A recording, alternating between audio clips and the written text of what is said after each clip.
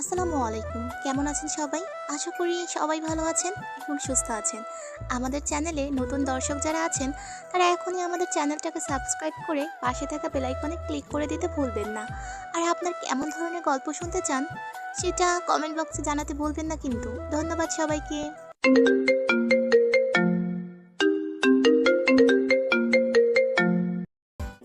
মামা, একটা সিগারেট দেন তো। এই নাও মাম্মা। নিন, টাকা নিন। 500 টাকার নোট দিয়ে বললাম। মামা কেবল দোকান খুলেছি, খুচরা টাকা নাই তো, আপনি খুচরা করে দিয়ে যান। আচ্ছা, লাগবে না, রেখে দেন। কিন্তু মামা। আরে রেখে দেন তো। আমি কি আজকে প্রথম এখান থেকে সিগারেট নিচ্ছি নাকি? পরে দরকার পড়লে নিয়ে যাব, অসুবিধা কোথায়? আচ্ছা ঠিক আছে মামা, এই তো লাইটারটা দেন তো। নিন। লাইটার দিয়ে বললাম। তারপর অনেক সিগারেট ধরিয়ে সোজা হাঁটতে লাগলো। ওহে, আপনাদের তো পরিচয় দেয়া হয়নি, আসেন এবার পরিচয়টা দিয়ে নেওয়া যাক। ছেলেটার নাম অনিক শিকদার। মা বাবা অনেক আদর করে ছেলের নামটা রেখেছিল, কিন্তু এলাকার লোকজন সবাই তাকে বখাটে নামেই জানে।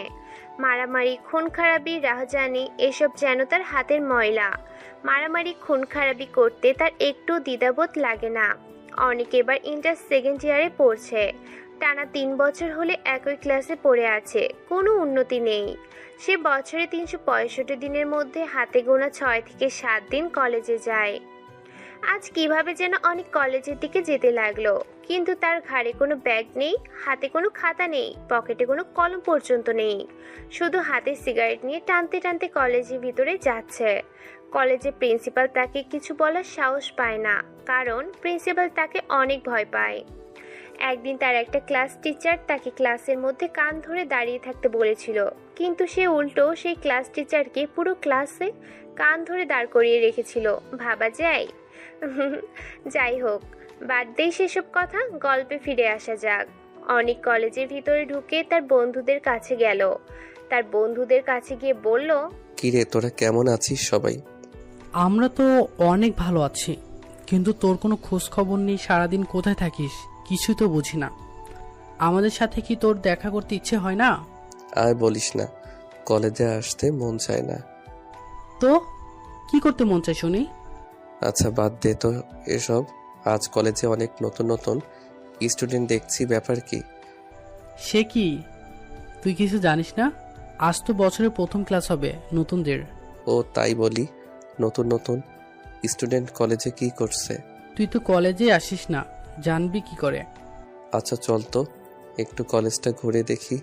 অনেক দিন হলো তো কলেজে আসি না। আচ্ছা ঠিক আছে চল। তারপর সবাই মিলে কলেজ ঘুরতে লাগলো। আজ কলেজ বছরের প্রথম ক্লাস হবে, আর সেটা অনেক জানে না। তাহলে আপনারাই ভেবে দেখেন সে কেমন ছাত্র। তারপর সবাই মিলে ঘুরতে ঘুরতে ক্যান্টিনে গেল। ক্যান্টিনে গিয়ে সবাই মিলে বসে আছে। হঠাৎ এমন সময় কে যেন অনেকের পিছনে এসে দাঁড়িয়ে অনেককে বলল, হ্যালো, আমি আনিকা। আপনার নামটা জানতে পারি? অনেক পিছনে না তাকিয়েই নাম বললাম। বাহ, দুজনের নামের মধ্যে অনেক মিল আছে তো দেখছি। আচ্ছা, আপনি কি এবার সেকেন্ড ইয়ারে? পিছনে ফিরে বললাম। হ্যাঁ। আচ্ছা, তাহলে আমরা কি বন্ধু হতে পারি? সরি, পারবো না। কেন, বন্ধু হলে সমস্যা কোথায়? এই মেয়ে, আপনার সমস্যা কোথায়? হ্যাঁ, আপনাকে বললাম তো বন্ধু হতে পারবো না। তো কি চান এখন? আনিকা অনেক সুন্দরী একটা মেয়ে। অনেক ছেলে তার সাথে বন্ধুত্ব করতে চায়, কিন্তু সে ভুলেও কোনো ছেলেকে পাত্তা দেয় না। আজ নিজে থেকে সে একটা ছেলের সাথে বন্ধুত্ব করতে গেল, আর সেই ছেলেটা তার সাথে এমনভাবে কথা বলল। আনিকা তো কিছুতেই মেনে নিতে পারছে না। আনিকা রাগে ফেটে যাচ্ছে। কিছুক্ষণ চুপ করে থাকার পর আনিকা বলল, কি চাই মানে? আমি এই এলাকার চেয়ারম্যানের মেয়ে, আর আপনি আমার সাথে এভাবে কথা বলছেন মানে? তো আপনার সাথে কিভাবে কথা বলতে হবে? হ্যাঁ, আমার সাথে তোমাকে বন্ধুত্ব করতে হবে। ধুর, অনেকদিন পর কলেজে আসলাম, মোডটাই নষ্ট করে দিল। ধ্যাত, আর ভালো লাগে না। তাই বলে অনেক সেখান থেকে চলে গেল। আর এদিকে আনিকা ভাবতে লাগলো, ওহে চান্দু, এই এলাকার যত ছেলে আছে সবাই আমার সাথে বন্ধুত্ব করতে চায়। তুই কোন মহারাজা, হ্যাঁ, যে আমার সাথে বন্ধুত্ব করতে পারবি না? ভালোই ভালোই বন্ধুত্ব করতে চাইলাম দেখে, তাই না? নিজেকে কি ভাবিস? হ্যাঁ, তুই আজকে আমার বন্ধুত্ব গ্রহণ করলি না, দেখিস একদিন তোকেই আমি আমার হাজবেন্ড বানাবই। এটাই আমার চ্যালেঞ্জ। তাই বলে আনিকা তার ক্লাসের জন্য। আজ বছরের প্রথম দিন, তাই ক্লাসে পরিচয় পর্ব চলছে। ক্লাসে টিচার একে একে সবার পরিচয় নিল, কিন্তু অনেকের থেকে পরিচয় নিল না। এটা দেখে আনিকা অনেক অবাক হয়, কারণ সে ভাবছে ক্লাসের সবার পরিচয় নিল, কিন্তু তার কোনো পরিচয় নিল না। এর মানে এর মধ্যে কোনো না কোনো কারণ আছে অবশ্যই। প্রথম দিন তাই বেশি ক্লাস হলো না। পরিচয় পর্ব শেষ করে কলেজ ছুটি হয়ে গেল। কলেজ ছুটি হওয়ার পর সবাই যে যার মতো বাসায় ফিরতে লাগলো। অনেক রাস্তার মাঝখান দিয়ে হেঁটে যাচ্ছিল। হঠাৎ এমন সময় তার পিছনে একটা গাড়ির হর্ন শুনতে পায়। পিপ পিপ পিপ পিপ। অনেকটা রেগে যায়। সে ভাবছে কে এত হর্ন দিচ্ছে। এটা ভেবে অনেক পিছন দিকে তাকায়। পিছনের দিকে তাকিয়ে দেখে গাড়ির মধ্যে একটা সুন্দরী মেয়ে বসে, কিন্তু তার মুখটা ভালো করে দেখা যাচ্ছে না। একটু পর আনিকা গাড়ির জানালা দিয়ে মাথা বের করে বলল, এই যে মিস্টার, কি সমস্যা? রাস্তার মাঝখান দিয়ে এভাবে হেঁটে যাচ্ছেন কেন? আর মানুষ চলাচল করবে না? অনেক আনিকাকে চিনতে পারছে না, কারণ তখন কথা বলার সময় অনেক মাথা নিচু করে কথা বলছিল, তাই মুখটা দেখতে পায়নি। অনেককে চুপ করে থাকতে দেখে আনিকা বলল, কি ব্যাপার, এভাবে চুপ করে আছেন কেন? কথা বলতে জানেন না নাকি? সরি, আসলে বুঝতে পারিনি। বুঝতে পারেননি নাকি গাড়িতে সুন্দর মেয়ে দেখে লোভ সামলাতে পারেননি? এই মিস, মুখ সামলে কথা বলেন। আমি মিথ্যা কি বললাম? হ্যাঁ, সুন্দরী মেয়ে দেখলে সব ছেলেরাই একটু একটু এমন করে, এটা বলতে হবে না। অনেক এবার কোনো কথা না বলে সোজা হাঁটা ধরলো সেখান থেকে। আনিকা তখন আর কিছু বলল না, কারণ একদিনে বেশি কিছু করা যাবে না। আর তাই আনিকা গাড়িতে উঠে গাড়ি স্টার্ট করে বাসায় চলে গেল। অনেক বাসায় গিয়ে একটু রেস্ট নেওয়ার জন্য শুয়ে পড়ে। এমন সময় হঠাৎ করে আনিকার ফোনটা বেজে ওঠে। হ্যালো ভাইয়া, আপনি কোথায় আছেন এখন? ওপাশ থেকে একটা মেয়ের কান্নার শব্দে কথা শুনতে পেয়ে অনেক বলল, আমি বাসায় আছি, কিন্তু আপনি কে আর কান্না করছেন কেন? ভাইয়া, আমার অনেক বড় বিপদ হয়ে গেছে। আমি যাকে ভালোবাসতাম সে আমার সাথে প্রতারণা করেছে।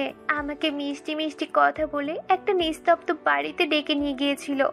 তারপর সেখানে সে সহ তার আরও 3-4 বন্ধু মিলে আমাকে গ্যাং রেপ করতে চেষ্টা করেছিল ভাইয়া।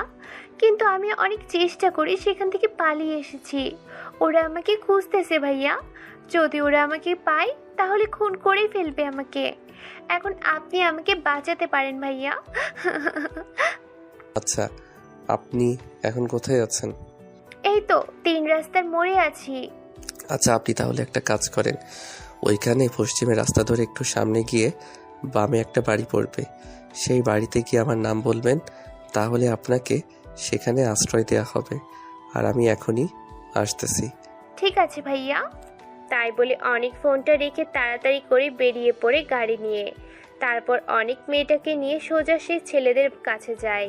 তারপর সে ছেলেদেরকে বলে, কিরে, তোরা নাকি এর সাথে অসভ্যতামি করতে চেয়েছিলি? কে বলছে আমরা অসভ্যতামি করতে চেয়েছিলাম? আমরা তো একটু মজা করতে চাইছিলাম, তাই বলে সবাই হাসাহাসি করতে লাগলাম। আমার মনে হয় তোরা ভুলে গেছিস কার সামনে দাঁড়িয়ে কি বলছিস। ও বাবা, আমার ভয় করছে। এই তোরা কেউ আমাকে বাঁচাও, আমাকে মেরে ফেলবে। তাই বলে সবাই হেসে উড়িয়ে দিলাম কথাটা। তোদের কি আমাকে দেখে ভয় হচ্ছে না? কে বেরে তুই? আর তুই একা এসেছিস? দেখেছিস আমরা কয়জন? আমার মনে হয় তোরা এই অনিকের নাম শুনিসনি। কি? কে অনিক? তুই? অনিক কি এতই সস্তা জিনিস যে কিভাবে আমাদের কাছে আসবে? তারা অনেকের নাম শুনেছে কিন্তু কোনোদিন চোখে দেখেনি, আর তাই এসব কথা বলছে। আচ্ছা দাঁড়া, তোদের দেখাচ্ছি মজা। তাই বলে অনেক সবার উপরে ঝাঁপিয়ে পড়ে, সবাইকে একেবারে শেষ করে দিল। সবাইকে মেরে ফেলার পর অনেক মেয়েটাকে নিয়ে বাসায় চলে গেল। মেয়েটা অনেক ভয় পেয়েছিল, কিন্তু তার সাথে সে অসভ্যতামি করতে চেয়েছিল সেটা ভেবে তার ভয়টাকে কাটিয়ে দিল। এরপর অনেক মেয়েটিকে তার বাসায় ড্রপ করে দিয়ে সে তার নিজের বাসায় চলে যায়। কিছুদিন পর অনেকেই যেন একটা কাজে কোনো একটা জায়গায় যাওয়ার জন্য বেরিয়ে পড়ে। মাঝ রাস্তায় গিয়ে আটকা পড়ে জ্যামের জন্য। রাস্তায় প্রচুর জ্যাম ছিল। অনেক চেষ্টা করছিল তাড়াতাড়ি যাওয়ার জন্য, কিন্তু জ্যামের কারণে যেতে পারছিল না। অনেক জ্যাম ছোটার অপেক্ষায় ছিল। অনেকের পাশেই আনিকাও জ্যামে আটকা পড়েছে। আনিকা অনেককে লক্ষ্য করে তার সাথে কথা বলতে চাইল, কিন্তু অনেক এখানে তাকে কোনো পাত্তাই দিল না। আনিকা এবার প্রচন্ড রেগে গেল। সে ভাবছে, কিসের এত অহংকার, হ্যাঁ? আমার মতো একটা সুন্দরী মেয়ে তার সাথে কথা বলতে চাই, আর সে আমাকে পাত্তাই দিল না। তোকে আমি সাহায্য করেই ছাড়বো। তোকে যদি আমি আমার বশে আনতে না পারি, তাহলে আমিও চেয়ারম্যানের মেয়ে নই। আনিকা এটা ভেবে বলছে আজকে ওকে একটা সাহায্য করতেই হবে। তাই বলে আনিকা অনেকের পিছু নেয়। অনেক যেতে যেতে একটা ঘন জঙ্গলের মধ্যে দিয়ে যাচ্ছিল। নিস্তব্ধ এলাকা, ঘন জঙ্গল, তার মধ্যে কোনো বসতি ছিল না। আশেপাশে কোনো বাড়ি নেই। অনেক যেতে যেতে একটা বাড়ির সামনে গাড়ি রেখে বাড়ির ভিতরে চলে গেল। আনিকা তাই দেখে অনেকের পিছনে পিছনে গেল। আনিকা দেখতে পেল ঘরের মধ্যে একজনকে একটা চেয়ারে দড়ি দিয়ে বাঁধা। পাশে আরো কয়েকটা লোক দাঁড়িয়ে আছে। অনেক কিছুক্ষণ কি যেন বলল, তারপর হঠাৎ করে কোমর থেকে একটা চাকু বের করে সোজা লোকটার বুকের মধ্যে ঢুকিয়ে দিল। এটা দেখে আনিকা নিস্তব্ধ হয়ে দাঁড়িয়ে রইল। সে ভাবছে, এটা আমি কাকে দেখছি? এটা কি সেই অনিক যাকে কলেজের সবাই ভদ্র চোখে দেখে? অনিককে দেখে সবাই কত ভদ্র ভাবে, আর তার ভদ্রতার আড়ালে এমন হিংস্রতা লুকিয়ে আছে। আনিকা এতদিন অনিক নামের একটা বখাটেকে জানতো। এলাকা সবার মুখে শুনেছে সে বখাটের নাম। শুনেছিল অনেক খারাপ একটা ছেলে। সে সারাদিন মারামারি খুন খারাপি করে বেড়ায়। আমি আজ যাকে দেখছি, তাহলে এই সেই অনিক যাকে সবাই বখাটে নামে জানে। আমি কোনোদিন ভাবতেও পারিনি অনিক এমন বখাটে বেরোবে। আনিকা এসব ভেবে যাচ্ছিল। আনিকা না চাইতেও তার মনের মধ্যে অনেকের জন্য ঘৃণা জমতে লাগে। আনিকা এখন অনেককে অনেক ঘৃণা করে। আনিকা সেখান থেকে সোজা তার বাসায় চলে যায়। আনিকা অনেকের এরূপ কিছুতেই মেনে নিতে পারছিল না। এর কিছুদিন পর অনিকা একটা দোকানে বসে সিগারেট খাচ্ছিল। তখন তার পাশ দিয়ে হাসান যাচ্ছিল। হাসানকে দেখে অনেক বলল, কি রে, কোথায় যাস এভাবে? ওহ, তুই এখানে? আর আমি তোকে কোথায় না কোথায় খুঁজে বেড়াচ্ছি। কেন রে, আমাকে এভাবে খোঁজার কারণ কি? কেন, তুই কিছু জানিস না? আমি আবার কি জানবো? আরে সামনে তো কলেজের অনুষ্ঠান। কলেজে কিসের অনুষ্ঠান? আরে এমনি কলেজে কুইজ প্রতিযোগিতা হয়েছিল, তাই পুরস্কার বিতরণের অনুষ্ঠান। আর অনুষ্ঠানে যেন ভালো মতো হয় সেই দায়িত্ব আমাদেরকে দেওয়া হয়েছে। তো ভালো কথা, তোরা কাজ করবি, অসুবিধা কোথায়? আর আমি এইসবের ভিতরে নাই। আমার এসব একদম ভালো লাগে না। না রে দোস্ত, তোকেও আমাদের সাথে থাকতে হবে। আরে তুই তো জানিস আমার ওসব ভালো লাগে না, তাহলে কেন এভাবে বলছিস? আরে আমরা তো একা সব কিছু সামলাতে পারবো না, তোকে থাকতে হবে দোস্ত। প্লিজ না করিস না, এইটা আমাদের প্রেস্টিজের ব্যাপার। আচ্ছা ঠিক আছে, যা। তো কাকে কাকে দায়িত্ব দিয়েছে? আমাকে, সজল, রাব্বি, সুমন, রোকন, বাপ্পি, রাকিব, আনিকা আর তুই, আমাদের সবাইকেই থাকতে হবে। আচ্ছা, এই অনিকাটা কে রে? কেন, তুই জানিস না? আমি কি করে চিনবো? ও হ্যাঁ, তাই তো, তুই তো কলেজে যাস না, চিনবি কিভাবে? আরে এটা হলো আমাদের চেয়ারম্যান সাহেবের মেয়ে আনিকা। ও আচ্ছা, ভালো। তাই বলে অনিক সেখান থেকে চলে গেল। অনিককে কেউ বোঝে না। সে কখন কি করে কেউ জানে না, বা কেউ জানার বা বোঝার চেষ্টা করে না। অনিকের যখন যা মন চায় তখন তাই করে, আর তাই কেউ তাকে বিরক্ত করে না। এদিকে হাসানও সেখান থেকে চলে গেল। কলেজে অনুষ্ঠানের আগের দিন হাসান অনিককে ফোন করে বলল, হ্যালো দোস্ত, কোথায় তুই? এই তো বাসায় আছি। কেন রে? তাড়াতাড়ি কলেজে চলে আয়। এখন এই সময় কলেজে কেন? আরে তুই কি ভুলে গেলি, কালকে কলেজের অনুষ্ঠান, তো সব কিছু ব্যবস্থা করতে হবে না? এখনই যেতে হবে? হ্যাঁ, এখনই চলে আয়, আমরা কলেজে আসছি। আচ্ছা ঠিক আছে, তোরা থাক, আমি আসতেছি। ফোনটা কেটে দিয়ে অনেক চলে গেল কলেজে। কলেজে গিয়ে সবাই মিলে আয়োজনের সব ব্যবস্থা করছে। এরপর সবাই মিলে কাজ ভাগাভাগি করে নিল। সবাই ভাগাভাগি করে নেওয়ার শেষে হাসান অনিককে বলল, আচ্ছা অনেক, তুই আর আনিকা বাজার করে নিয়ে আয় তো। কেন রে, আমি এখানে থাকি না? আরে যা তো, দুজনে বাজার করে নিয়ে আয়। দেখছিস তো আমরা সবাই কাজ করছি, তুই ওর সাথে যা। ওকে। তাই বলে সবাই যে যার মতো কাজে লেগে পড়ল। এদিকে অনিক এবং আনিকা একা রয়ে গেল। আনিকা অনিককে একা পেয়ে বলল, এই যে বখাটে অনেক। অনিক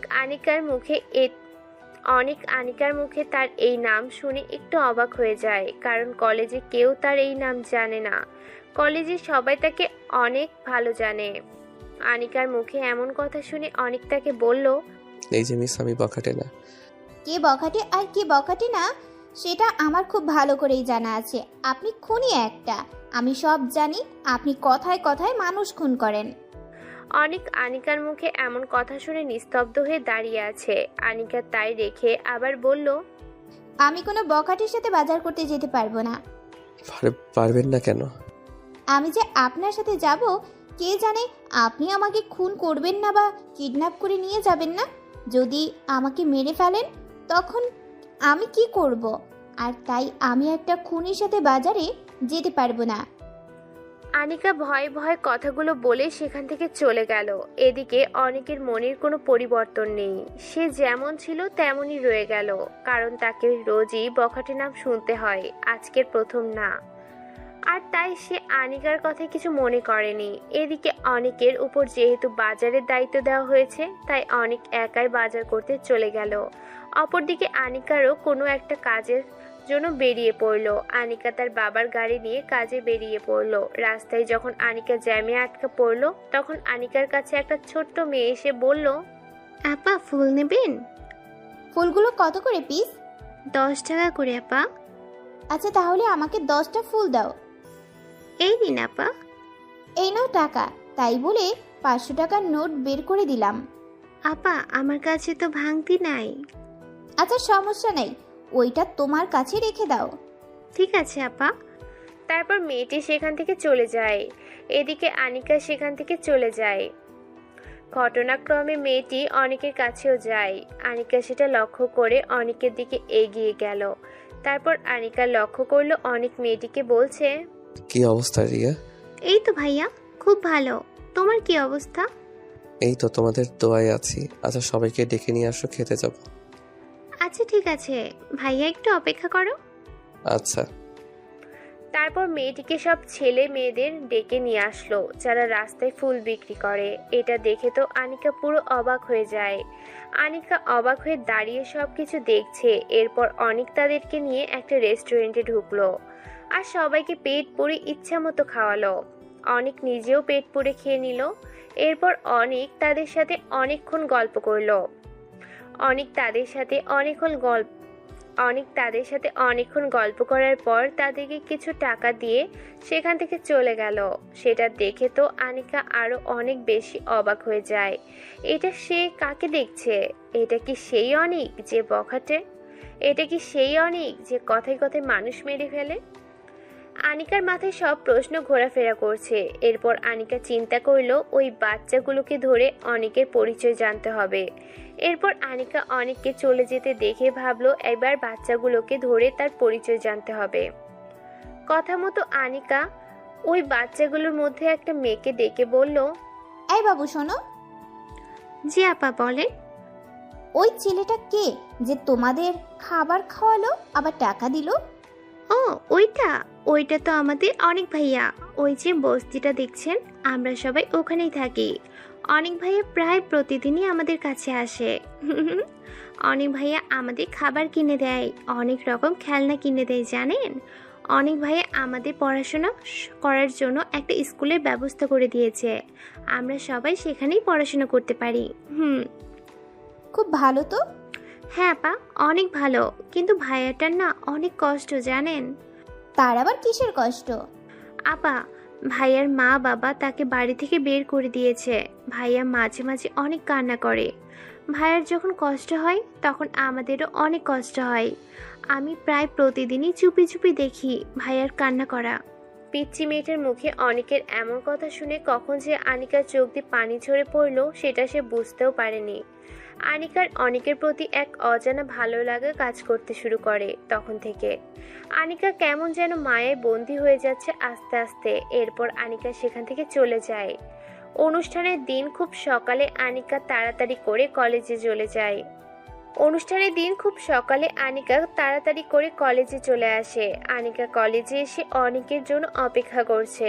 অনেকক্ষণ সময় পেরিয়ে গেল কিন্তু অনেকের কোনো দেখা নেই। এদিকে অনুষ্ঠানের সময় হয়ে যাচ্ছে কিন্তু তবু অনেকের কোনো দেখা মিলছে না। আনিকার এখন কেমন যেন অস্থির লাগছে, কিছু ভালো লাগছে না। আনিকা ভাবছে অনেক এখনো কেন কলেজে আসলো না। এরপর আনিকা হঠাৎই হাসানকে দেখতে পায়। আনিকা হাসানকে দেখে ডেকে বলল, হাসান, অনেক কোথায়? সে তো অনুষ্ঠানে আসবে না। কেন আসবে না কেন? তার তো এসব অনুষ্ঠান ভালো লাগে না। যদিও অনুষ্ঠানে আসে তাহলে কিছুক্ষণ থেকেই চলে যায়। আচ্ছা, তুমি ওকে একটু আসতে বলো না। ওকে বলে কোনো লাভ হবে না, ও আসবে না। এটা শুনে আনিকার অনেক মন খারাপ হয়ে যায়। সে ভেবেছিল আজকে অনেকের কাছে মাফ চাইবে কালকের ব্যবহারের জন্য, কিন্তু আজকে তার কোনো পাত্তাই নেই। আর আনিকার এসব ভেবে কোনো লাভও নেই, কারণ অনেক তাকে একদমই পাত্তাই দেয় না। এরপর খুব ভালো করে অনুষ্ঠানটা শেষ হয়ে যায়। অনুষ্ঠান শেষে আনিকা হাসানের কাছে থাকে। অনেকের নাম্বারটা নেয়। এরপর খুব ভালো করে অনুষ্ঠানটা শেষ হয়ে যায়। অনুষ্ঠান শেষে আনিকা হাসানের কাছ থেকে অনেকের মোবাইল নাম্বারটা নেয়। এরপর আনিকা ভাবে তার পরিচয় গোপন করে অনেকের সাথে ফোনে কথা বলবে। কথা মতো আনিকা বাসায় গিয়ে রাতে অনেকের ফোনে কল দেয়।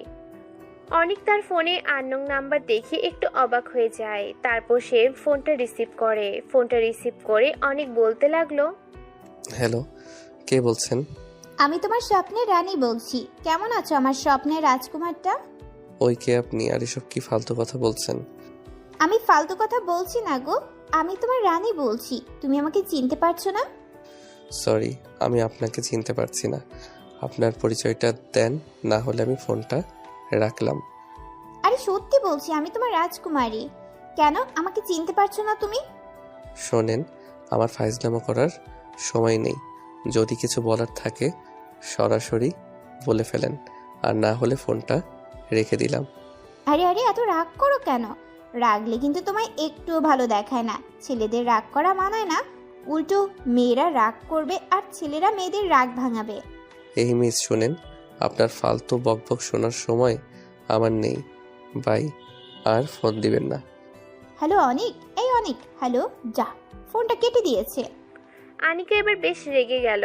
আনিকা অনেকের কাছে কোনোভাবেই পাত্তা পাচ্ছে না, না সামনাসামনি না পরিচয় গোপন রেখে। এবার সে কি করবে কিছু বুঝতে পারছে না। আনিকা এবার ভাবলো তার আসল পরিচয় দিয়ে কথা বলার চেষ্টা করবে। যা হবার হবে, দেখা যাবে। এটা ভেবে আনিকা আবার ফোন করলো। কি ব্যাপার, আপনি আবার ফোন করেছেন? মানে কি? আরে অনিক, তুমি আমাকে চিনতে পারলে না? আমি আনিকা। কোন আনিকা?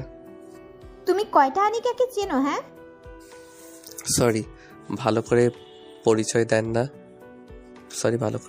দেন না হলে কথা বলবো না। আরে কথায় কথায় এত রাগ করো কেন? হ্যাঁ, আরে আমি চেয়ারম্যানের মেয়ে, আমার কণ্ঠ শুনে আমাকে চিনতে পারছো না? সরি, আপনাকে চেনার জন্য আমি বসে নেই। কি বলার জন্য ফোন করেছেন সেটা বলেন। আনিকা অনেকের মুখে এমন কথা শুনে অনেক রেগে যায়। আনিকা মনে মনে ভাবছে, কিসের এত ভাব? হ্যাঁ, নিজে থেকে কথা বলতে গিয়েছি এই জন্য তার এত অহংকার দেখাতে হবে? আমার সাথে একটু ভালো করে কথা বললে কি হয়? হ্যাঁ, কি হলো, আপনি কিছু বলবেন নাকি আমি ফোনটা রেখে দেব? আরে ফোনটা রাখবি কেন? কথা বলার জন্য ফোন দিছি না? তাহলে চুপ করে আছেন কেন?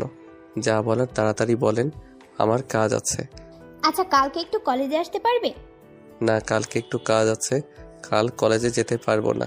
আচ্ছা, তাহলে অন্য কোথাও দেখা করতে পারবে? না, আমার হাতে একদম সময় নেই, আমি কারোর সাথে দেখা করতে পারবো না। বাই, কাজ করছি এখন, ডিস্টার্ব করবেন না। তাই বলে অনেক ফোনটা কেটে দিল। এরপর অনেক তার কাজে লেগে পড়ল। অপরদিকে আনিকা তো পুরোই রেগে শেষ হয়ে যাচ্ছে। মনে হচ্ছে আনিকা এখন যদি অনেককে সামনে পেত তাহলে তাকে লবণ ঝাল ছাড়াই কাঁচা চিবিয়ে খেয়ে ফেলতো। আনিকা রেগে বোম হয়ে আছে। এদিকে পরের দিন সকালে চেয়ারম্যানের গোডাউনে এক ট্রাক সরকারি অনুদানের চাল আসবে, যা গরিবদের মাঝে বিলিয়ে দেওয়ার কথা। কিন্তু চেয়ারম্যান সেগুলো আত্মসাৎ করে। আর তাই জন্য পরের দিন সকালে অনেক এবং তার লোকজন গিয়ে রাস্তার মাঝখান থেকে অনুদানের গাড়ি লুটপাট করে নিয়ে যায়। এরপর সেই অনুদানগুলো এলাকার সব গরিব অসহায় মানুষদের মাঝে বিলিয়ে দেয়। অপরদিকে চেয়ারম্যান যখন এই খবরটা জানতে পারে তখন পুলিশের ফোর্স পাঠিয়ে অনেককে গ্রেফতার করায়। এ নিয়ে অনেকবার চেয়ারম্যান সাহেব পুলিশদের গ্রেফতার করায়, কিন্তু বারবারই সে কোনো না কোনোভাবে জেল থেকে বেরিয়ে আসে।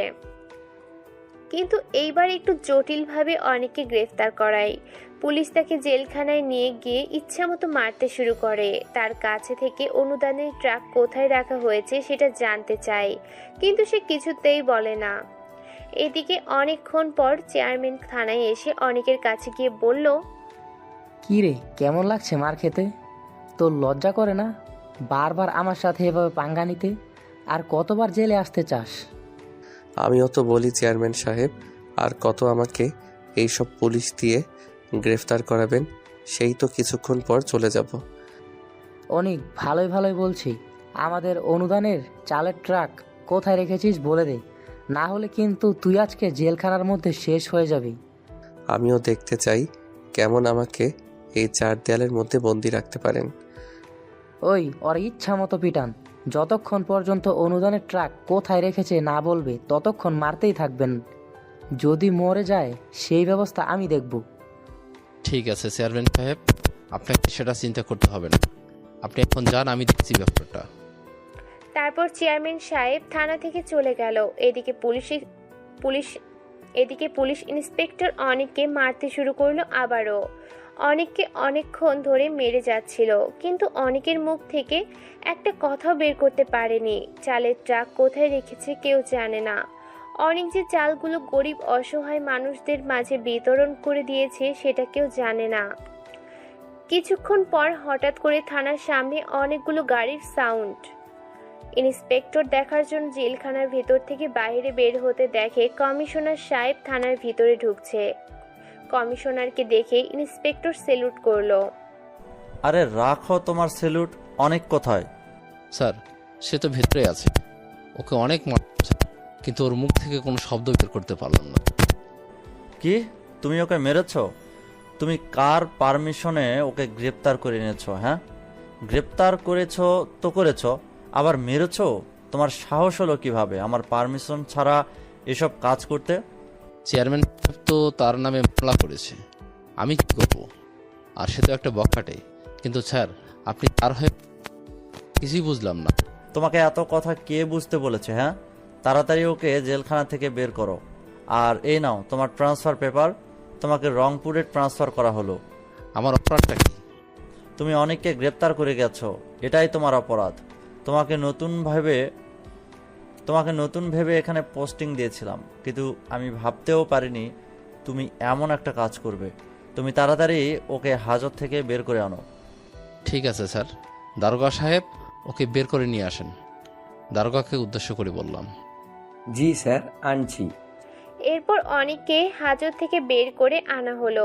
কমিশনার সাহেব অনেককে দেখে বলল, সরি অনেক, ও এখানে নতুন এসেছে, তাই তোমার ব্যাপারে কিছু জানে না। তুমি প্লিজ কিছু মনে করো না, আর তুমি এখন আসতে পারো। প্লিজ কারো উপর রাগ করে থেকো না। ঠিক আছে স্যার, মাঝে মাঝে থানার আবহাওয়া শরীরে না লাগলে না ভালো লাগে না। তুমি যেসব কি বলো না। আচ্ছা বাসায় যাও, পরে কথা হবে তোমার সাথে। ঠিক আছে স্যার, আসছি তাহলে। ইন্সপেক্টর সাহেব, কি বুঝলেন না? জেনে শুনে কাউকে গ্রেফতার করতে নেই, বুঝেছেন? হ্যাঁ হ্যাঁ হ্যাঁ। ইন্সপেক্টর এর শরীর রাগে ফেটে যাচ্ছে অনেকের হাসি দেখে। একে তো তাকে চেয়ারম্যানের কথা গ্রেফতার করে এনেছে, তারপর তাকে গ্রেফতার করার জন্য ট্রান্সফার হতে হলো, আবার সে তাকে নিয়ে মজা করছে। এদিকে অনেক থানা থেকে বাসায় চলে যায়। কমিশনার ও থানা থেকে চলে যায়। কমিশনার সাহেব থানা থেকে চলে যাওয়ার পর ইন্সপেক্টর দারোগাকে বলল, আচ্ছা দারোগা সাহেব, ও এমন কে যে কমিশনার সাহেব এসে আমার সাথে এমন আচরণ করলো? স্যার, ও হচ্ছে অনেক, আমাদের অনেক। সে বকাটে হলেও সেটা শুধুমাত্র সমাজের দুর্নীতিকারীদের জন্য। আমাদের মতো গরিবদের জন্য সে দেবদূত। সে সবসময় আমাদের মতো গরিবদের পাশে দাঁড়ায়। আমাদের যে কোনো সমস্যা হলে সে সেটা সমাধান করে দেয়। আর সমাজে খারাপ কাজ বন্ধ করার জন্য তাকে এই বাজে পথে আসতে হয়েছে। আর সে এমন বাজে কাজ করে বলে সমাজের চোখে সে খারাপ, কিন্তু আমরা জানি স্যার, অনেক অনেক ভালো একটা ছেলে। তার মনটা অনেক নরম, সব কিছুই ঠিক আছে, কিন্তু একটাই কষ্ট জানেন, ওর বাবা মা ওকে ভুল বুঝে বাসা থেকে বের করে দিয়েছে। এরপর থেকে ছেলেটা সমাজের চোখে বেশি খারাপ হয়ে গেছে। সমাজের দুর্নীতিবাজরা তার নামে প্রায় মামলা করে যায়, যার জন্য তাকে প্রায় থানায় আসতে হয়, কিন্তু তাকে কেউ থানায় আটকে রাখতে পারে না। সবকিছু ঠিক আছে, কিন্তু আমাকে ট্রান্সফার করানো হলো কেন সেটা জানতে পারি? আপনি তাকে মেরেছেন। আপনার সব থেকে বড় ভুল এটাই যে আপনি চেয়ারম্যানের কথায় তাকে মেরেছেন। এই সামান্য ভুলের কমিশনার স্যার আমাকে এমন শাস্তি দেবেন? কমিশনার স্যারকে আপনি চেনেন না, আমরা চিনি। কমিশনার সাহেব অনেককে অনেক ভালোবাসি, কারণ অনেক কমিশনার স্যারের জীবন বাঁচিয়েছিল। ও আচ্ছা। এরপর আর কি ইন্সপেক্টর নিজের মনকে মানিয়ে নিয়ে বাসায় চলে যায়। অপরদিকে অনেক বাসায় গিয়ে রেস্ট নেয়। রাতে হঠাৎই অনেকের ফোনের রং নাম্বার থেকে কল আসলো।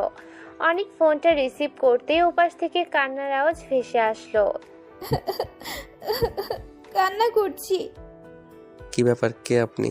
আর এইভাবে কান্না করছেন কেন? অনেক, আমি আনিকা। কোন আনিকা? দেখো অনেক, আমি এখন মজা করার মুডে নেই। বাবাকে কারা যেন ধরে নিয়ে গেছে।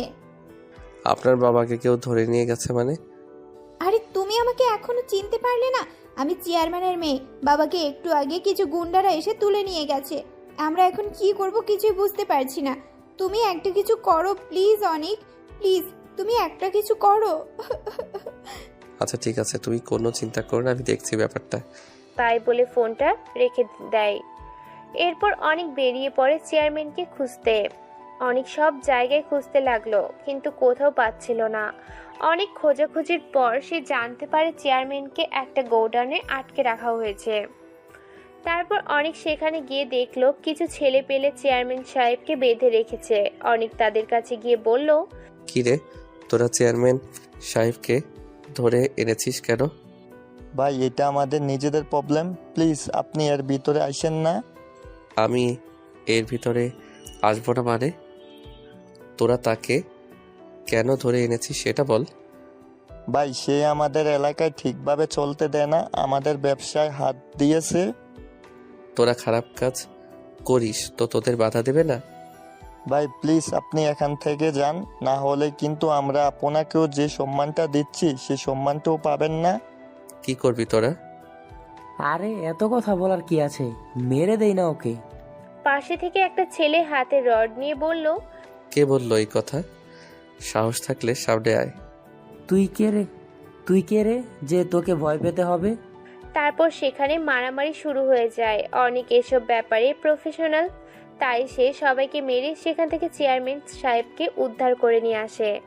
চেয়ারম্যান সাহেব অনেকের এমন আচরণে অনেক অবাক হয়, কারণ সে ভাবছে যাকে সে এলাকার বখাটে নামে জানে, যার বিরুদ্ধে অনেকবার অ্যাকশন নিয়েছে, অনেকবার জেল হাজতে পাঠিয়েছে, সে তাকে বাঁচাবে এটা কখনো আশা করেনি। চেয়ারম্যান সাহেব অনেককে বলল, অনেক, আমি সত্যি কখনো ভাবতে পারিনি তুমি আমাকে কখনো এভাবে সাহায্য করবে। আমি তোমার বিরুদ্ধে এত অ্যাকশন নিলাম, বিশেষ করে তোমাকে আজ গ্রেফতার করে যে মার খাওয়ালাম, তারপরেও যে তুমি আমাকে এখানে বাঁচাতে আসবে এটা আমি ভাবতেও পারছি না। তুমি আমাকে মাফ করে দিও অনেক, তোমার সাথে অনেক খারাপ আচরণ করেছি। আরে চেয়ারম্যান সাহেব, কি বলছেন এসব কথা বাদ দেন তো। আপনি যদি জনগণের দিকে একটু নজর দেন, গরিব অসহায়দের সাহায্য করেন, তাহলেই তো আমাকে এসব কাজ করতে হয় না। তুমি কোনো চিন্তা করো না অনেক, এখন থেকে আমার এলাকায় গরিব অসহায় বড়লোক সবাইকে এক চোখে দেখব এবং সবাইকে সমান সাহায্য করব। নিজে কোনো জিনিস আত্মসাৎ করব না। যদি মানে তাহলে তো ভালোই, আর না হলে আমাকে আবারও খারাপ হতে হবে। না অনিক, তোমাকে আর কিছু করতে হবে না। এবার থেকে যা করার আমি নিজেই করব। আচ্ছা ঠিক আছে। এরপর অনেক চেয়ারম্যান সাহেবকে বাসে পৌঁছে দেয়। তারপর সে তার নিজের বাসে চলে যায়। চেয়ারম্যান সাহেব এরপর থেকে একদম ভালো হয়ে যায়। সে গরিব অসহায় মানুষদের সাহায্য করতে শুরু করে। এলাকার মধ্যে কোনো ধরনের প্রতারণা হতে দেন না। অনেক বাসায় গিয়ে ঘুমিয়ে পড়ে। পরের দিন সকালে হঠাৎই তার ফোন বেজে ওঠে। হ্যালো, কে বলছেন? আমি আনিকা। কোন আনিকা বলছেন? কোন আনিকা ফোন করার কথা ছিল শুনি? ও আপনি? সরি, চিনতে পারিনি। তুমি কি হ্যাঁ নিজেকে কি ভাবো? তোমার সাথে যতবারই কথা বলতে চাই ততবারই আমাকে অ্যাভয়েড করো। দেখো, সত্যি আমি তোমাকে চিনতে পারিনি। হয়েছে, আর মিথ্যা কথা বলতে হবে না। আচ্ছা, এখন ফোনটা রাখছি, ঘুমাবো। তাই বলে অনেক ফোনটা কেটে দেয়। এদিকে আনিকা আবার ফোন দিল, কিন্তু ফোনটা রিসিভ হলো না। এক সময় অনেক বিরক্ত হয়ে ফোনটা বন্ধ করে রাখলো। আনিকা সেটা দেখে আবারও রেগে বোম হয়ে গেল। আনিকা ভাবছে এবার সে কিছু একটা করবে। আনিকাকে ইগনোর করে সে এত বড় সাহস তার। সকাল 11টা বাজে। অনেক রাস্তা দিয়ে হাঁটছে। এমন সময় আনিকার সামনে এসে অনেককে রাস্তা ঘিরে ধরে। আনিকাকে রাস্তা ঘিরে ধরে দেখে অনেক বলল, কি ব্যাপার, রাস্তা ঘিরে ধরলে কেন? সকালে তুমি ওইভাবে আমার কলটা কেটে দিলে কেন? আর তোমার ফোনটা বা বন্ধ করে রেখেছো কেন? ঘুমেছিলাম তাই ফোনটা কেটে দিয়েছি। তাহলে ফোনটা বন্ধ রেখেছিলে কেন? আমার ইচ্ছা হয়েছে তাই ফোন বন্ধ করে রাখছি। তোমার কোনো সমস্যা? অনেক সমস্যা। কি সমস্যা শুনি? কি সমস্যা দেখবে? দাঁড়াও দেখাচ্ছি। এই বলে আনিকা অনেকের মাথা ধরে অনেকের ঠোঁটের সাথে আনিকার ঠোঁট এক করে দিল। অনেক কিছু বুঝে ওঠার আগেই এই সব কিছু হয়ে গেল। পাশে থেকে সব মানুষ এই দৃশ্যটি ভালোই উপভোগ করছিল, কিন্তু এটা বেশিক্ষণ স্থায়ী হলো না। অনেক এক ঝটকা দিয়ে আনিকার থেকে নিজেকে আলাদা করে নিল। অনেক এক প্রকার লজ্জিত হলো। তারপর অনেক মাথা নিচু করে সেখান থেকে চলে গেল। আনিকা সেখানে দাঁড়িয়ে থাকে। অনেক এদিকে ভাবছে, আমি তো অনেক বড় একটা বখাটে ছেলে, কিন্তু আনিকা তো দেখছে আমার থেকেও অনেক বেশি বখাটে। আর অপরদিকে আনিকা ভাবছে, অনেককে প্রেমে ফেলবো আমি। তুই আমার বন্ধুত্ব গ্রহণ করিসনি। জীবনে যদি বিয়ে করতে হয় তাহলে তোকে করব, কথাটা জেনে রাখিস অনেক। সেদিন বিকেলের কথা। অনেক দোকানে বসে সিগারেট টানছে। এমন সময় আনিকা কোথায় থেকে যেন এসে অনেকের মুখ থেকে সিগারেটটা নিয়ে দূরে ছুঁড়ে ফেলে দিল। এটা দেখে অনেকটা ক্ষিপ্ত হয়ে বলল, এটা কি হলো আনিকা? যা হয়েছে বেশ হয়েছে, তোমার সিগারেট খাওয়া যাবে না। কেন, আমি কি তোমার বাপের টাকায় সিগারেট খাচ্ছি? না, তবে আমার স্বামীর টাকায় খাচ্ছ। মানে কি? মানে বুঝবে না, আর তোমাকে এত কিছু বুঝতে হবে না। শুধু এটুকু জেনে রাখো, আজ থেকে সিগারেট খাওয়া যাবে না। বেশ। দেখ, এই যে বখাটে অনেক, সমস্যা কি? অনেক এবার চুপসে গেল, কারণ এটাই তার একমাত্র দুর্বলতা, যেখানে আনিকা টাচ করেছে। অনেক স্ট্যাচুর মতো দাঁড়িয়ে আছে। তাই দেখে আনিকা বলল, যেটা বলেছি সেটাই করতে হবে, ওকে? দেখো আনিকা, দয়া করে আর আমাকে ডিস্টার্ব করো না, প্লিজ। অবশ্যই করব। তোমাকে যদি ডিস্টার্ব না করি তাহলে কাকে করব শুনি? তাই বলে একটা মিষ্টি হাসি দিয়ে আনিকা সেখান থেকে চলে গেল। আনিকাকে অনেক পছন্দ করে ঠিকই, কিন্তু অনেক তার খারাপ জীবনের সাথে আনিকাকে জড়াতে চায় না। অনেক চায় না তারে অবহেলিত, কলঙ্কিত আর বখাটে নামক জীবনের সাথে আনিকার জীবনটা জড়িয়ে যায়। আর তাই হয়তো অনেক সবসময় আনিকাকে এড়িয়ে চলে। যেহেতু আনিকা কিছুতেই তার কথা বুঝতে চাচ্ছে না, তাই অনেক ভাবলো আনিকাকে সবকিছু বুঝিয়ে বলবে। সেজন্য অনেক তখনই আনিকাকে ফোন দেয়। হ্যালো আনিকা। আজ সূর্য কোন দিকে উঠেছে? মিস্টার অনেক আমাকে ফোন দিয়েছে। কাল কলেজে তাড়াতাড়ি আসবে, তোমার সাথে কিছু কথা আছে। ওকে, ঠিক আছে। এরপর অনেক ফোনটা কেটে দিল। এদিকে আনিকা ভাবছে অনেক হয়তো কাল তাকে প্রপোজ করবে, আর তাই সে অধীর আগ্রহ নিয়ে কালকের দিনটার জন্য অপেক্ষা করতে থাকলো। পরের দিন কলেজে আনিকা অনেক আগে এসে অনেকের জন্য ওই দিকটায় বসে অপেক্ষা করছে, কিন্তু অনেকের কোনো খোঁজ নেই। এখনো অনেক আসেনি। কিছুক্ষণ পর অনেক আসলো, কিন্তু আনিকা সেদিকে খেয়াল করেনি। অনেক এসে আবার রীতিমতো আনিকার কারোর উপর ক্রাশ খেলো, কারণ আনিকা আজ নীল শাড়ি পরেছে, হাতে কাছে চুড়ি, চোখের কাজল দিয়েছে, আর কপালে ছোট্ট একটা টিপ, একেবারে মায়ার ভরা মুখ। যদিও আনিকা অনেকের উপস্থিতি টের পায় নাই, পরক্ষণেই আনিকা বুঝতে পারলো অনেক এসেছে। অনেকের দিকে তাকিয়ে সেও অবাক হলো, কারণ অনেক তার দিকে এক পলকে তাকিয়ে আছে। পরে আনিকার কথায় অনেক নিজেকে হারিয়ে যাওয়া কল্পনা থেকে ফিরে পায়। এরপর আনিকা বলল, এই যে হ্যালো, কি দেখছেন এভাবে? এই যে কি হয়েছে তোমার? কই কিছু না তো। তাহলে এভাবে চুপ করে দাঁড়িয়ে আছো কেন? এমনি। আচ্ছা, তুমি কি যেন বলবে বলে ডেকেছিলে? বলবো তো। অনেক ভাবছে সে আজ আনিকাকে সবকিছু বুঝিয়ে বলবে, তাই সে বলতে শুরু করলো, দেখো আনিকা, আমি তোমাকে ভালো। এই অনেক এগুলো কি বলছে? সে তো এগুলো বলতে আসেনি। অনেক বলো, তুমি আমাকে কি? না দেখো আনিকা, আমি আসলে তোমাকে কিছু বলতে এসেছি। সেটা তো আমি জানি, কিন্তু কি বলার জন্য ডেকেছো তা তো বলবে। আনিকা আসলে আমি। অনেকের কথা আবারও আটকা পড়ে যায়। অনেক কোনোদিন কোনো কথায় বাঁধেনি, কিন্তু আজ সে কেন যেন আনিকার কথায় বেঁধে যাচ্ছে। অনেক বুঝতে পারলো সে আনিকার মায়ায় জড়িয়ে পড়েছে, আর তাই সে কোনো কথা না বলে সেখান থেকে চলে যেতে লাগলো। কিন্তু আনিকা পিছন থেকে দেখে অনেককে জড়িয়ে ধরলো। অনেক বুঝতে পারছে তার সাথে ঠিক কি হচ্ছে, কিন্তু সে নিজেকে ছাড়িয়ে নিল না, কারণ সেও যে আনিকাকে ভালোবেসে ফেলেছে। কিন্তু তারপরেও সে নিজেকে আনিকা থেকে আলাদা রাখতে চায়। তার মনটা কি সব সময় তাড়া করে বেড়ায়, কারণ সে একজন বখাটে ছেলে। সমাজে তাকে সবাই বখাটে নামেই চেনে। এই কথা মনে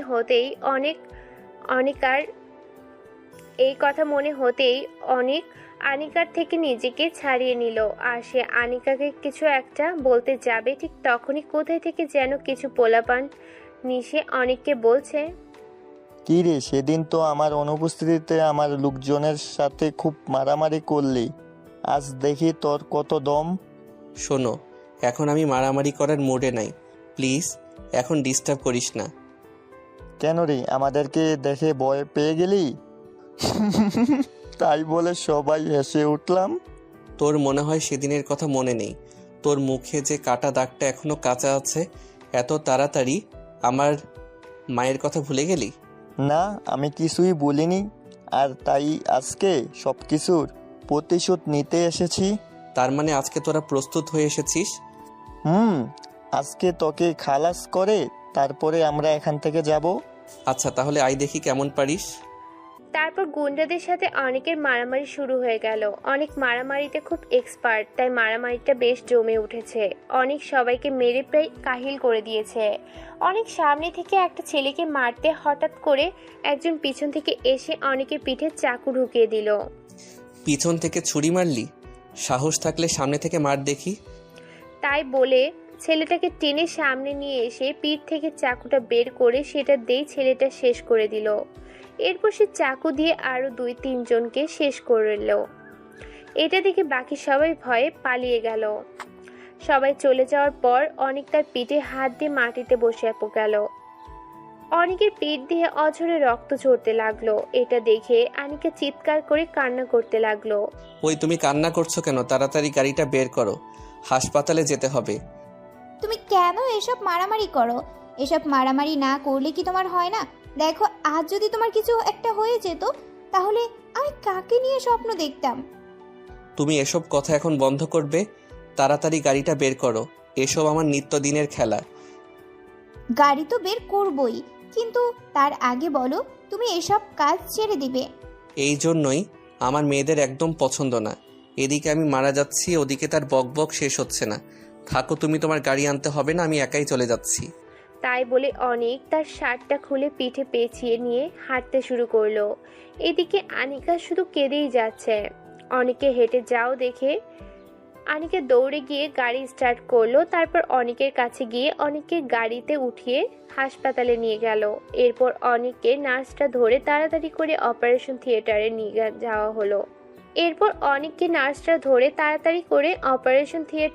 যাওয়া হলো। এরপর ডাক্তার তার চিকিৎসা শুরু করে দিল। এদিকে আনিকা থিয়েটারের বাইরে বসে ফুপিয়ে ফুপিয়ে কান্না করেই যাচ্ছে। আনিকার কান্না যেন আজ থামার নয়। আনিকা ভাবছে, আর যদি অনেকের কিছু হয়ে যেত তাহলে আমার কি হতো? আমি কাকে নিয়ে বাঁচতাম? যাকে ভালোবাসলাম তাকে বকাটে হতে হলো।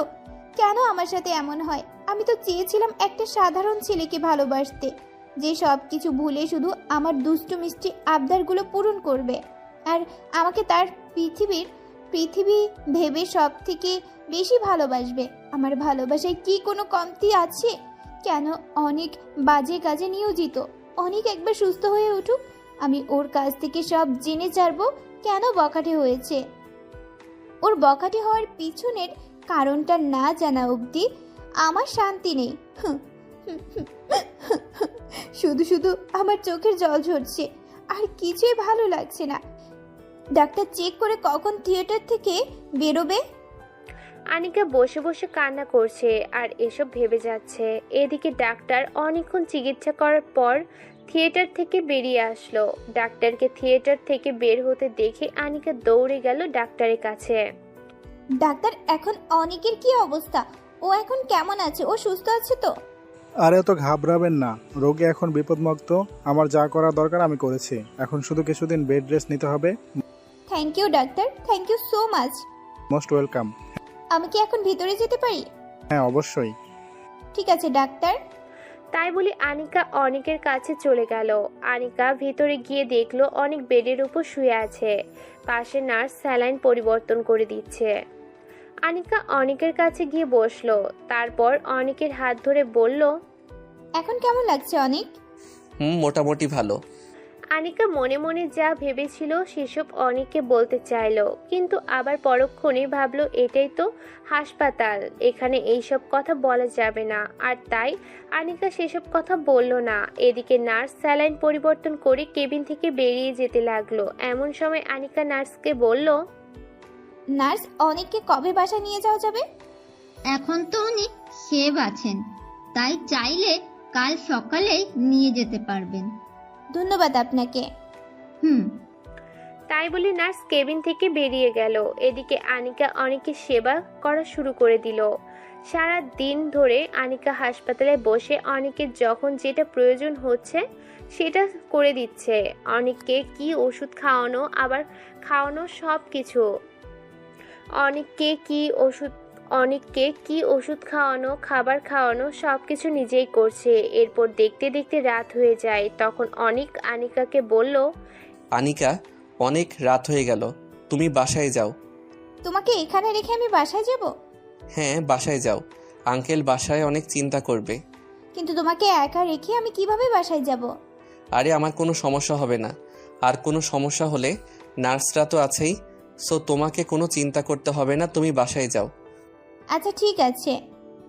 এরপর আনিকা বাসায় চলে গেল। এদিকে অনেক ওষুধ খেয়ে ঘুমিয়ে পড়ল। পরের দিন সকালে আনিকার ঘুম ভাঙতে একটু দেরি হয়ে যায়, আর তাই তাড়াতাড়ি করে বিছানা থেকে উঠে ফ্রেশ হয়ে নাস্তা করে হাসপাতালে ছুটে চলে যায়। হাসপাতালে এসে কেবিনে গিয়ে দেখলো অনেক বেডে নেই।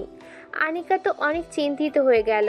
এরপর আনিকা কেবিন থেকে বেরিয়ে নার্সের কাছে গিয়ে বলল, নার্স, অনেক কোথায়? কালকের পেশেন্টটা?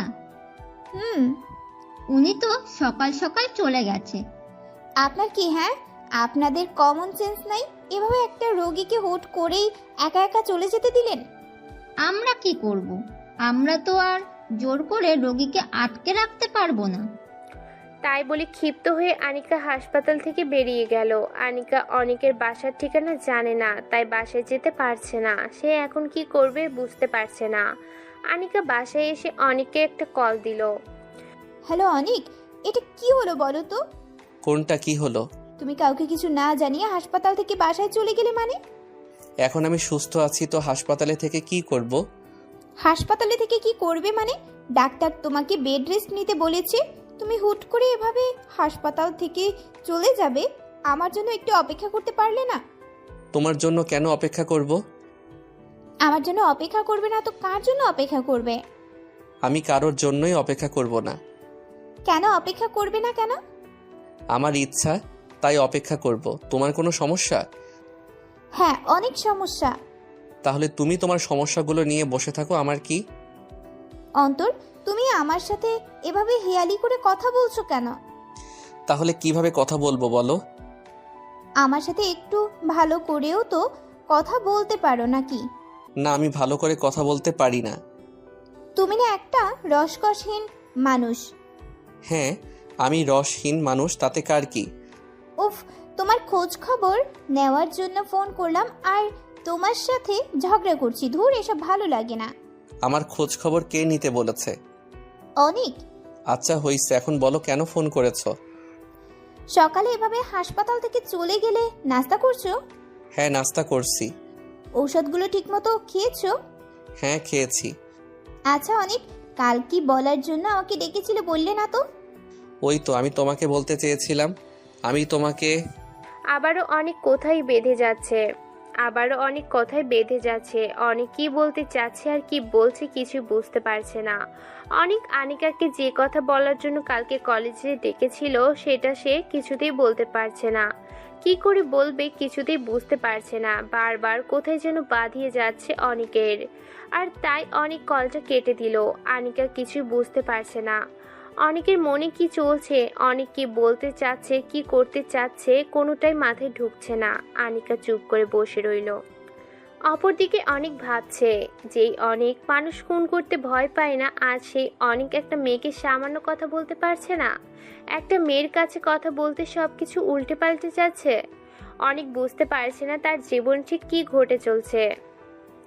অনেক বুঝতে পারছে না তার জীবনে ঠিক কি ঘটে চলেছে।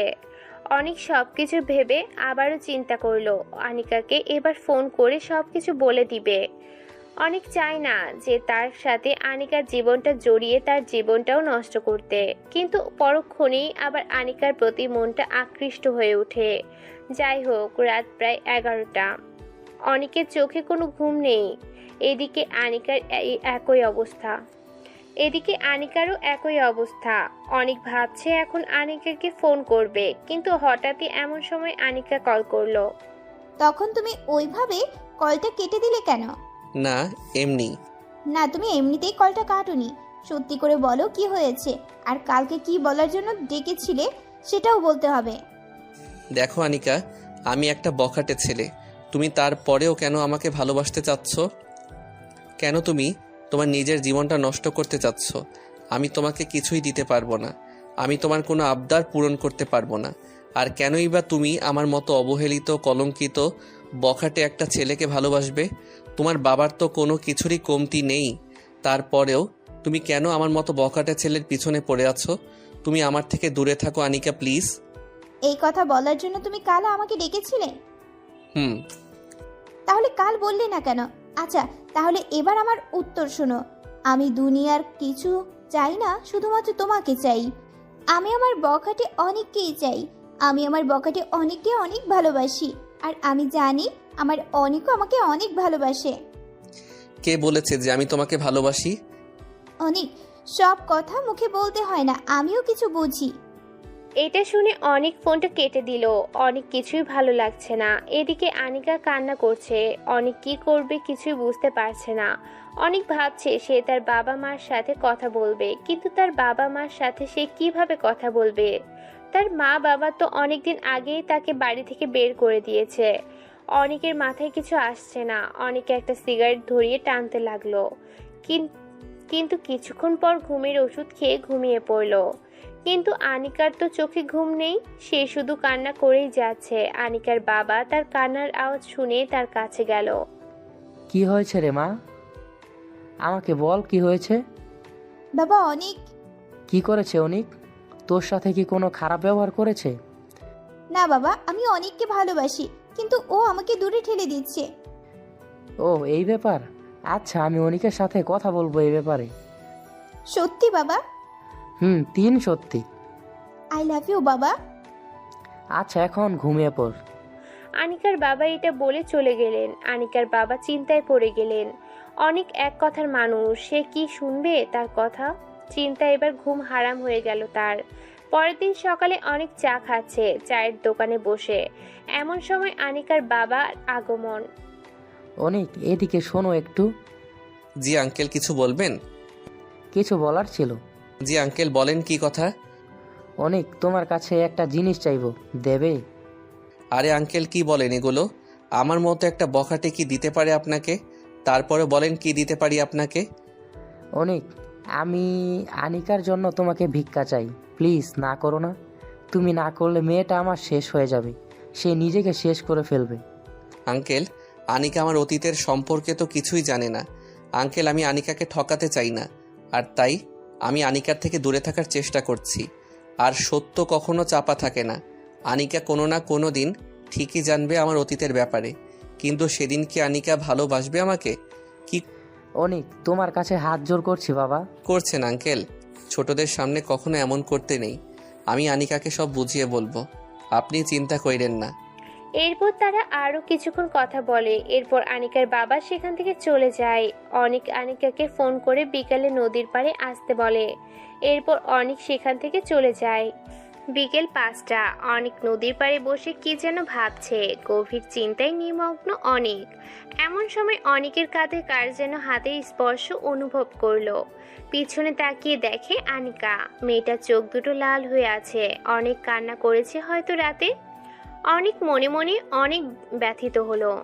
কেমন আছো আনিকা? তুমি জানো না আমি কেমন আছি।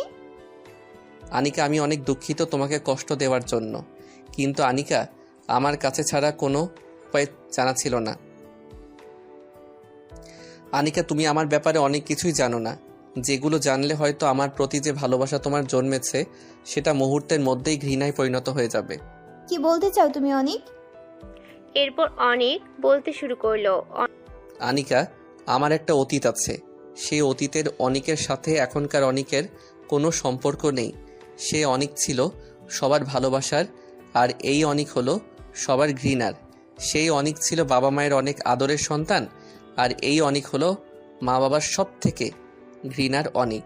জানো আনিকা, আমার মা বাবার আমি একমাত্র সন্তান, কিন্তু আজ 5-5টা বছর তাদের সাথে আমার কোনো যোগাযোগ নেই। অনেক চেষ্টা করেছি আমি মায়ের সাথে কথা বলতে, কিন্তু না, আমার সেই সৌভাগ্যটা আর হয়নি।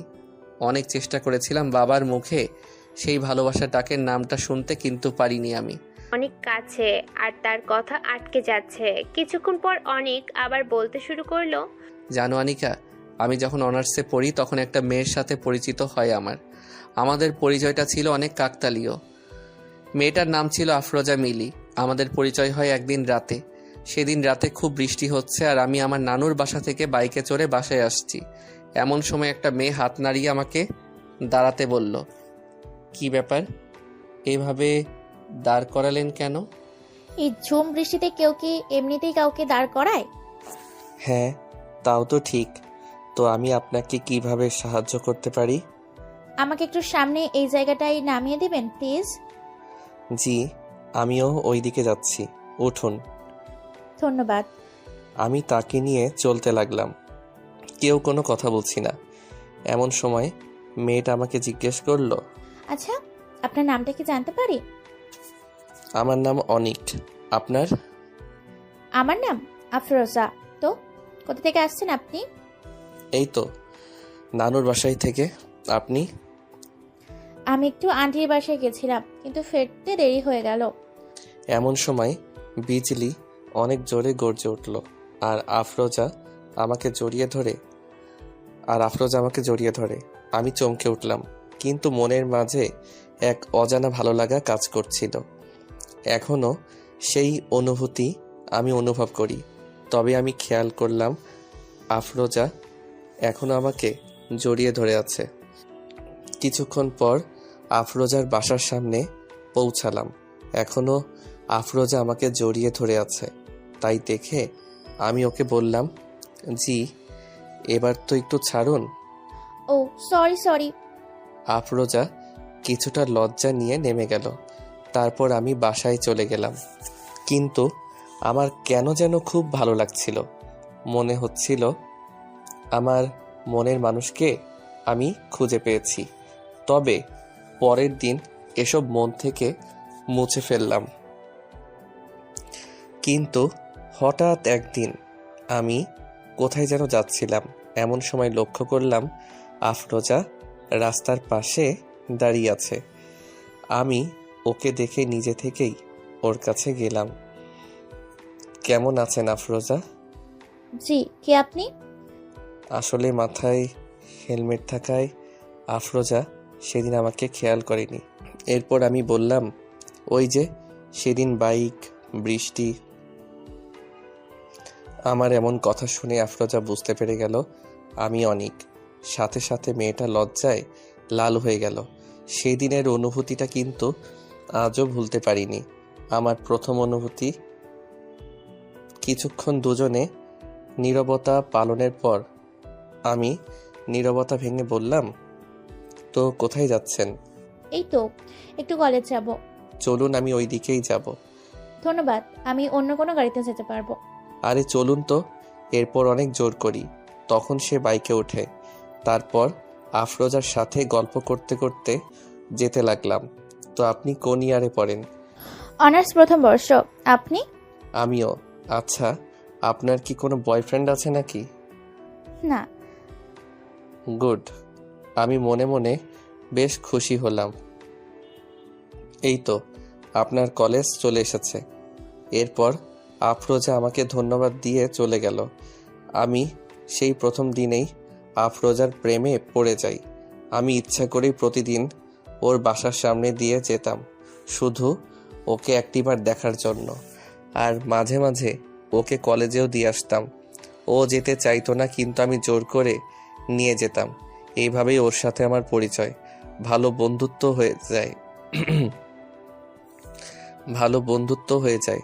একসময় আমি ওকে প্রপোজ করে ফেলি, কিন্তু আফরোজা না করে দেয়।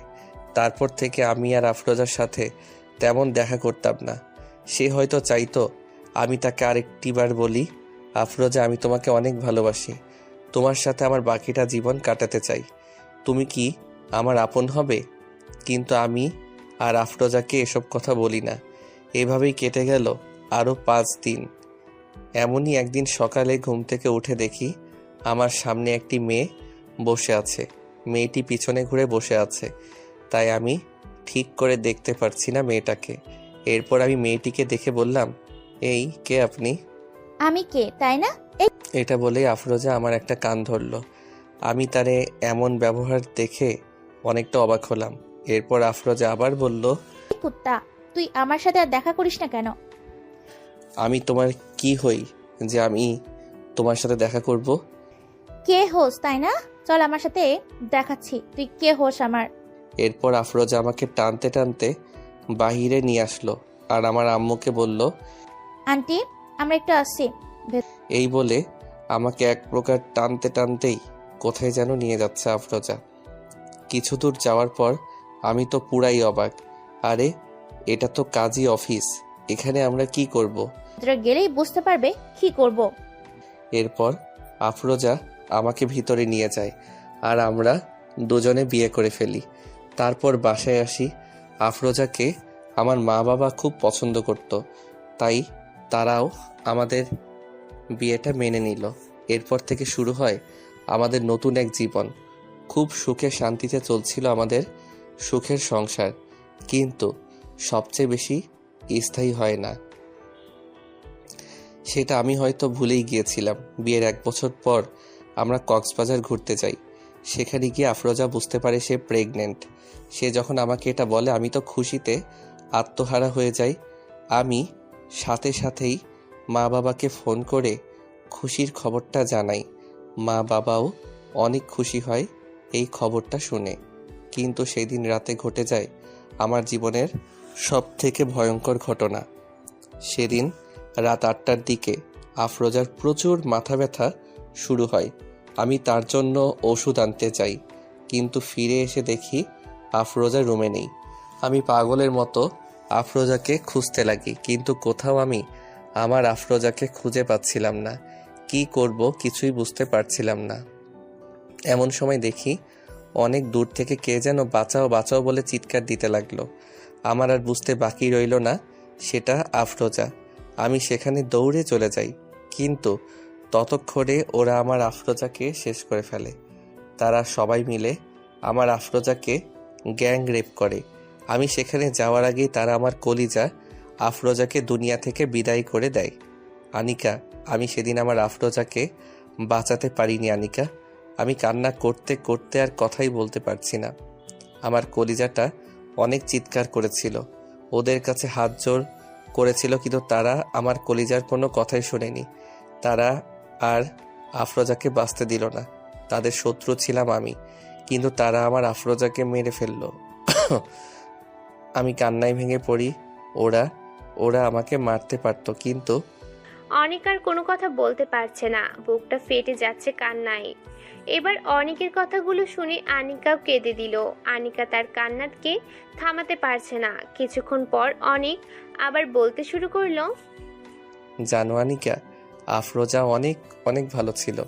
সে আমার মা বাবার অনেক আদরের ছিল। আফরোজার কেউ ছিল না, তাই সে আমার মা বাবাকে তার নিজের মা বাবা মনে করত। সে একাই পুরো বাড়ি গুছিয়ে রাখত। অনেক পাগলের মতো কান্না করেছে।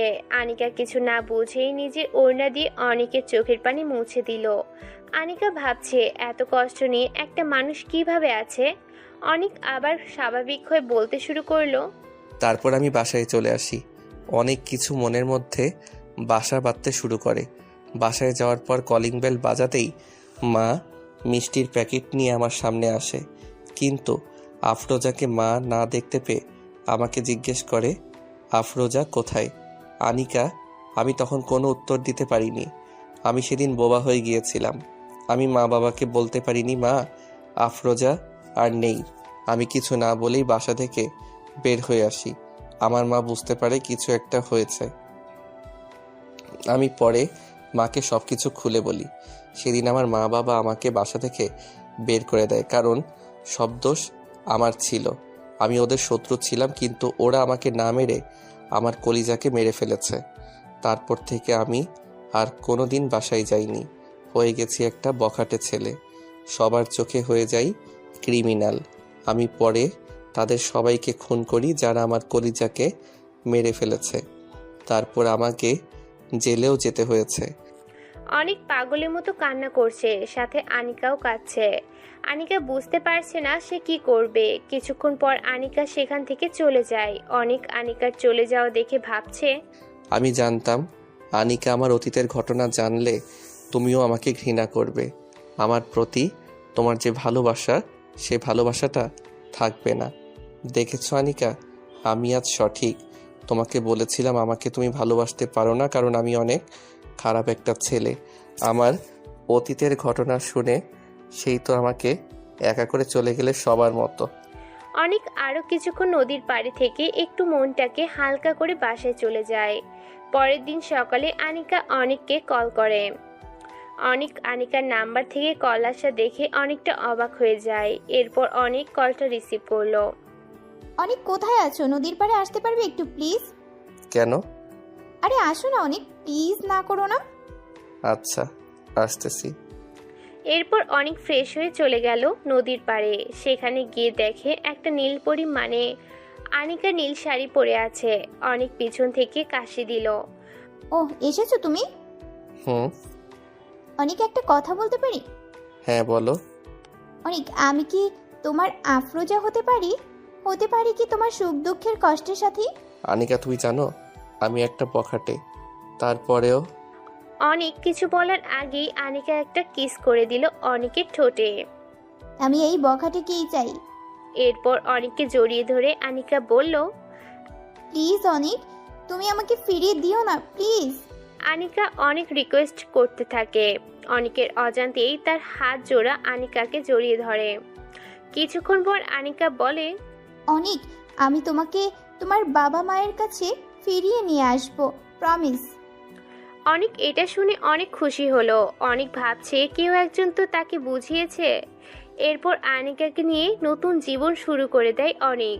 যদিও অনেক জানি না তার নতুন যাত্রা কেমন হবে, তবে সে হয়তো এক চিলতে সুখের খোঁজে আনিকাকে আপন করে নেয়।